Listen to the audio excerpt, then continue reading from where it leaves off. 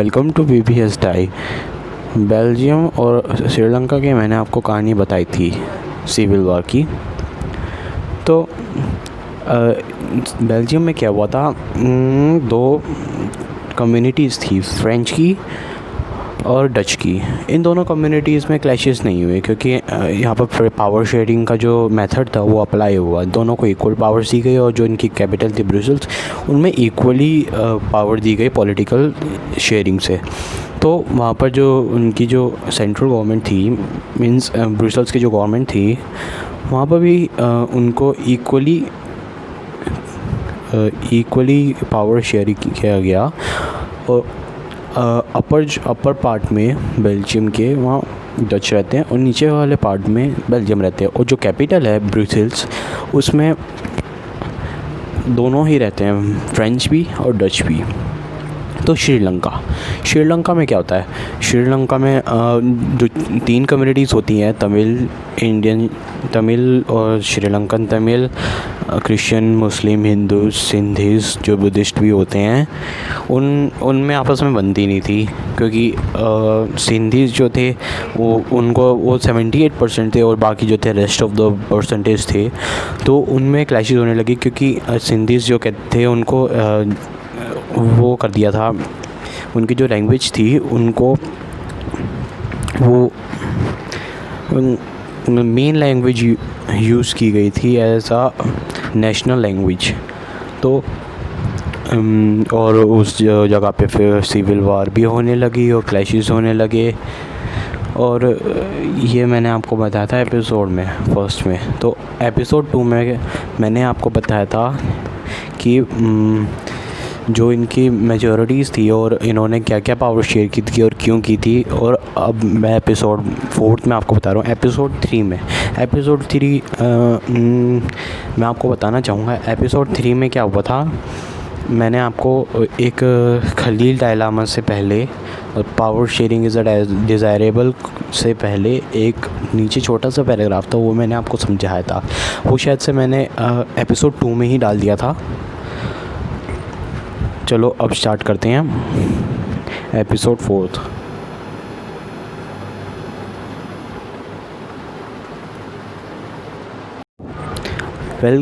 चलो अब स्टार्ट करते हैं हमारा एपिसोड नंबर 4। तो पावर शेयरिंग इज़ डिज़ायरेबल। क्या पावर शेयरिंग डिज़ायरेबल है? तो पावर शेयरिंग डिज़ायरेबल है। उसके 2 एडवांटेजेस हैं। अब मैं पहले आपको ये बताना चाहूँगा कि जिसमें एडवांटेजेस ज़्यादा होते हैं, मींस डिसएडवांटेजेस से ज़्यादा एडवांटेजेस होते हैं, वो गुड होते हैं, मींस डिज़ायरेबल होते हैं। और जिसमें एडवांटेज और डिज़ायरेबल जो इक्वल होते हैं, तो उसमें चुनना बहुत मुश्किल हो जाता है कि वो अच्छा है या बुरा है। और जिसमें डिसएडवांटेज ही भरे रहते हैं, वो हमारे लिए शायद से बैड ही होते हैं। ये एक रियल फैक्ट है। तो ऐसी इस पार्ट में है, पावर शेयरिंग इज़ डिज़ायरेबल। तो इसमें 2 रीज़न है बहुत बड़े। चलो बताता हूँ क्या है। इसके 2 डिफरेंट सेट्स हैं रीज़न जो फेवर में है पावर शेयरिंग के। पहला है, पावर शेयरिंग अच्छा इसलिए है क्योंकि वो जो लड़ाई होती हैं, क्लैशेस होते हैं, जो श्रीलंका में हुई थी, ऐसे क्लैशेस बेल्जियम में नहीं हुए थे। क्यों? क्योंकि उसमें पावर शेयरिंग इक्वली की गई थी और उसने कॉन्फ्लिक्ट्स जो थे सोशल ग्रुप के बीच में, वो दोनों के दोनों रिड्यूस कर दिए थे। तो जब से क्लैशेस होते थे, जब श्रीलंका में क्लैशेस होते थे, तो जो सोशल ग्रुप के बीच में जो उनका जो रहन सहन था, वो बीच में वायलेंस में बदल गया, जो कि एक अच्छी बात नहीं है। पावर शेयरिंग एक अच्छी चीज़ है जो एक कंट्री को अच्छे वे में ले जाती है। और ये मेजॉरिटी कम्युनिटी है। और सेकंड ये है कि ये जो सेकंड रीज़न है, ये बहुत ही गहरा है। क्यों पावर शेयरिंग अच्छा है डेमोक्रेसीज़ के लिए? ये एक क्वेश्चन है, इसी पार्ट का एक क्वेश्चन है। पावर शेयरिंग डेमोक्रेसी के लिए अच्छा है या नहीं? तो democratic rules involve sharing power with those affected by this exercise. जो डेमोक्रेटिक रूल्स थे शेयरिंग पावर इन्वॉल्व करते थे, और वो जो इनकी एक्सरसाइज थी जो ये काम करते थे उनको अफेक्ट करती थी। मतलब जैसे हमने पिछली क्लासेस में भी पढ़ा है कि 3 ऑर्गन्स होते हैं गवर्नमेंट के, एग्जीक्यूटिव, लेजिस्लेचर और जुडिशरी, और ये तीनों एक दूसरे को देखते हैं कि कोई गलत काम तो नहीं कर रहा। ऐसी इसमें ये डेमोक्रेसी जो है उसमें बहुत बड़ा रोल निभाती है, और जो वहाँ के लोग हैं उनको बहुत सारे राइट्स मिलते हैं। जैसे हमारे India world first and biggest democracy आया, और ये जो कि एक बहुत बड़ी बात है। और इस यहाँ पर भी बहुत सारे राइट्स हैं, जैसे right to freedom, right to speech, right of equality and बहुत सारी चीज़ें हैं। यहाँ के जो सिटीजन्स हैं उनको राइट टू वोट भी है, द अबव फ्रेंचाइज भी है, मीन्स ऑल द सिस्टम। और इन 2 रीज़न्स के वो बहुत रीज़न्स हैं, उनमें से एक रीज़न है प्रूडेंशियल। प्रूडेंशियल क्या होता है? ग्लॉसरी पेज नंबर 6 प्रूडेंशियल का मतलब दिया गया है। अगर तो मेरी बात कोई गलत लगे, क्या अगर तो ग्लॉसरी मैं गलत पढ़ूँ तो एक बार इसे देख लीजिए। बेस्ड ऑन प्रूडेंस और on carefully collection of gains and loss, means prudential जो होता है वो प्रूडेंस वर्ड पे बेस्ड है कि ये कैलकुलेट करता है कि हमें कितना मुनाफा हुआ, कितना घाटा हुआ है, और ये डिसीजन बेस्ड मॉरल कंसिडरेशन करता है। ओके, खलील डायलेमा एक कहानी है बस, ज़रूरी नहीं, इतनी इम्पोर्टेंट नहीं है। तो चलते हैं अगले पार्ट पे। तो डिफरेंट ऑर्गन्स ऑफ गवर्नमेंट, ऊपर है फॉर्म्स ऑफ गवर्नमेंट। तो कितनी फॉर्म्स की गवर्नमेंट की कितनी फॉर्म्स होती हैं? पहली फॉर्म जो होती है गवर्नमेंट की वो है डिफरेंट ऑर्गन्स ऑफ गवर्नमेंट। तो आपको तो पता ही है कितने तरह के गवर्नमेंट के ऑर्गन्स होते हैं, आपने पहले भी पढ़ा है, एग्जीक्यूटिव, लेजिस्लेचर और जुडिशरी। ये तीनों एक दूसरे को देखते हैं कि कोई गलत डिसीजन तो नहीं ले रहा,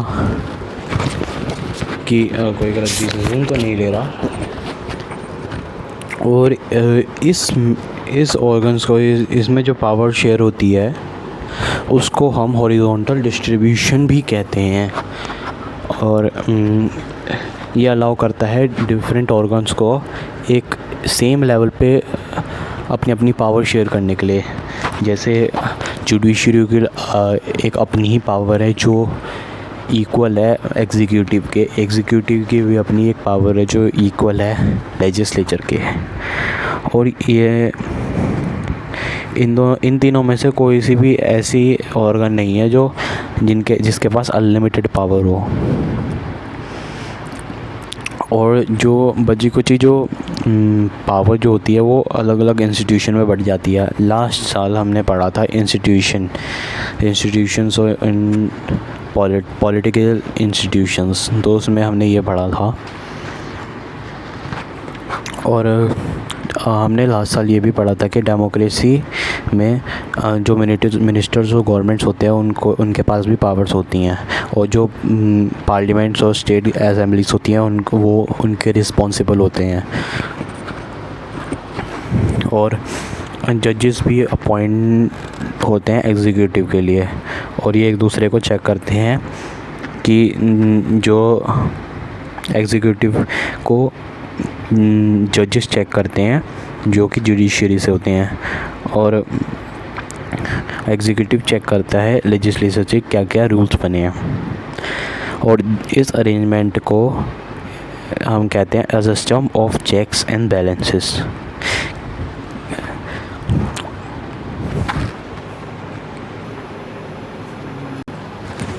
तो power sharing among government at different level, इसमें एक गवर्नमेंट होती है जो पूरे नेशन को संभालती है,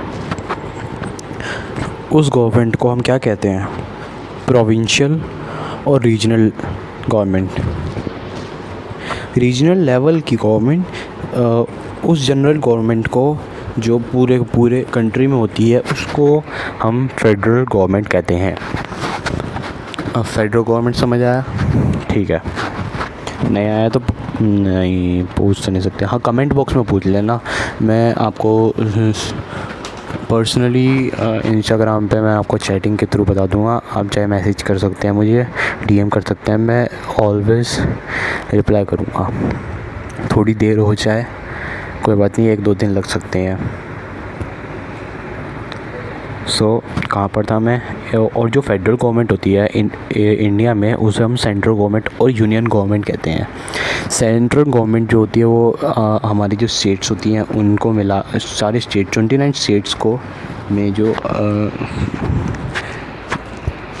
गवर्नमेंट होती है उसे सेंट्रल गवर्नमेंट कहते हैं। और जो यूनियन टेरिटरीज़ में जो गवर्नमेंट होती है यूनियन गवर्नमेंट कहते हैं। तो जो गवर्नमेंट होती है रीजनल लेवल तक, उसे हम कहते हैं different names in different countries. India में तो उसे हम स्टेट गवर्नमेंट भी कहते हैं।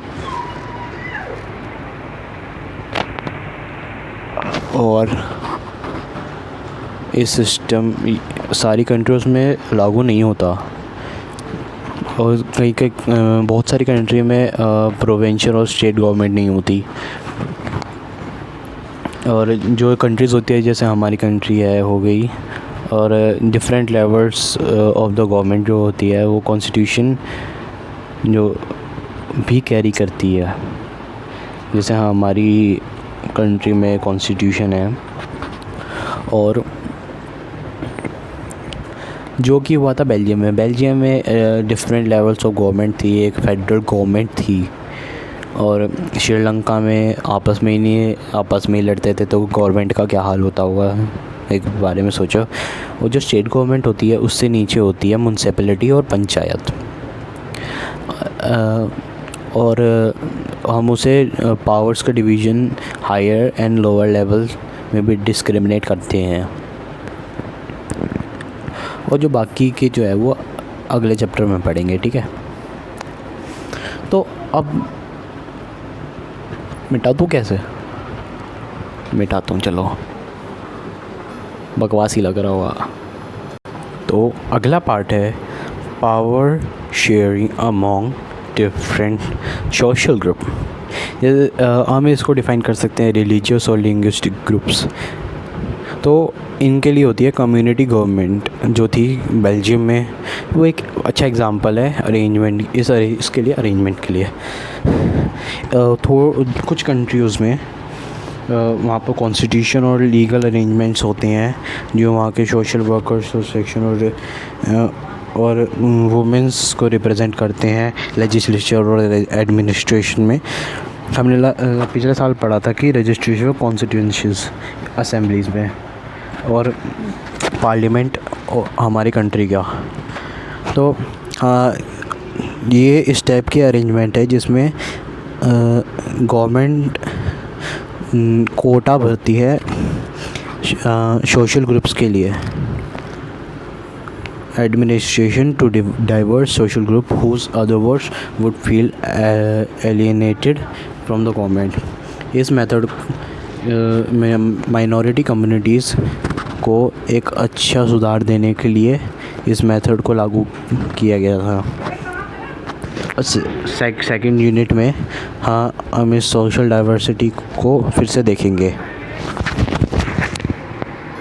पावर शेयरिंग और किस किस जगह पे शेयर होती है और कहाँ देखी जाती है? पॉलिटिकल पार्टीज़, पॉलिटिकल पार्टीज़ जैसे भाजपा हो गई, बीजेपी, कांग्रेस, इन सब को पॉलिटिकल पार्टीज़ में भी पावर्स दी जाती है। और भाई आजकल के एमएलएस देख लो कितने अमीर है भाई, और देख लो। और प्रेशर ग्रुप्स और मूवमेंट्स, जैसे मूवमेंट्स नहीं होते, जैसे सत्याग्रह हो गया, पुराने क्या आज के नए देख लो, अन्ना हज़ारे के भी चल रहे थे पहले, तो उनमें भी मूवमेंट्स में भी पैसे लगते हैं और उनमें भी पावर चाहिए होती है। जिसकी पावर ज़्यादा उसके मूवमेंट ज़्यादा चलेंगे, उसकी मीडिया ज़्यादा फॉलो करेगी वगैरह वगैरह, ब्ला ब्ला ब्ला। यही सब दिया गया है इस चैप्टर में। एलोबरेट करूँ या ना करूँ? पढ़ना तुम्हें ही है, मैं तो एलोबरेट कर दूँ, पढ़ोगे ना पढ़ोगे तुम्हारे ऊपर है। तो हमारे डेमोक्रेसी में जो सिटीजन्स होते हैं उनको फ्रीडम दी जाती है अलग अलग पावर्स के साथ, और उन this takes the form of government among different parties. इन कॉम्पिटिशन्स में पावर एक हाथ में रह जाती है। अरे वो वाली पावर नहीं, जैसे राइट हैंड हो गया, लेफ़्ट हैंड हो गया, नहीं नहीं नहीं नहीं, एक हाथ में पावर रहती है। Means half of a power should be given to a person. और लंबे दौड़ के लिए जो पावर होती है वो पॉलिटिकल्स पार्टी में पावर शेयर होती है इक्वली। और वो जो अपनी पॉलिटिकल पार्टी से अपने अपने विचार, अलग अलग विचार देते हैं, जैसे मैं पानी का बिल माफ़ कर दूंगा, मैं बिजली का बिल माफ़ कर दूंगा, वगैरह वगैरह वगैरह। हाँ, तो सोशल ग्रुप्स भी उसमें थोड़े आइडियोलॉजीज़ में भी होते हैं। हाँ, तो sometimes this kind of sharing can be directed when two और more parties of the an alliance to contest elections. तो इलेक्शंस होते हैं तो उसमें जो खड़े होते हैं वो अपने वादे पूरे करने के लिए और अपनी रैली निकालने के लिए पैसे लगते हैं और पावर चाहिए होती है। और जो इलेक्ट होता है वो अपनी कोalition गवर्नमेंट खड़ी करते हैं और उनको भी पावर दी जाती है। भाई इतनी पावर दी जा रही है, आयरन मैन तो इसके सामने कुछ भी नहीं है भाई। अकेले सारी गवर्नमेंट थैनोस को ख़त्म कर देगी, तो कहाँ था मैं। और जो ये इंटरेस्ट ग्रुप्स होते हैं, जैसे जो ट्रेडर्स हो गए, बिजनेसमैन हो गए, इंडस्ट्रियलिस्ट्स हो गए, फार्मर्स हो गए, इंडस्ट्रियल वर्कर्स हो गए, और इनको भी गवर्नमेंट पावर शेयर करती है। और जो गवर्नमेंट कमिटीज़ होती हैं और जो डिसीजन मेकिंग प्रोसेस करती है उन्हें भी पावर शेयर होती है। और आगे का जो चैप्टर है वो यूनिट 3 में पढ़ेंगे, political parties, pressure groups and movement का जो अगला पार्ट है। अरे भाई चौड़ा होगा और भी आगे जाएगा। 10वीं को कम समझ रहेगी वो बताइए। और एक साइड में एक वो भी है, क्या था ये, पता नहीं छुट्टी किसी बनी हुई है। लिखा in my school the class monitor change every month, is that what you call a power sharing arrangement?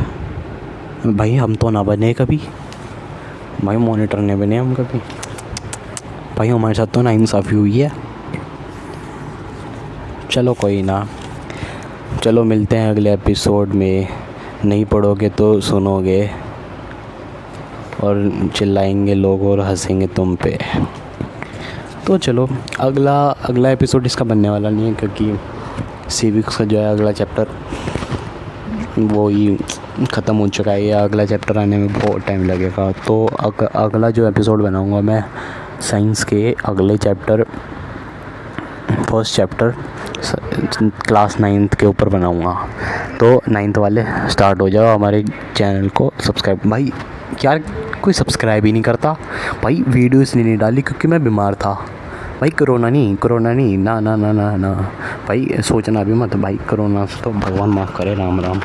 हाँ, तो भाई बीमार चल रहा था, इस वजह से ये एपिसोड बड़ी देर में बना है, वरना तो बना देता मैं अच्छा खासा।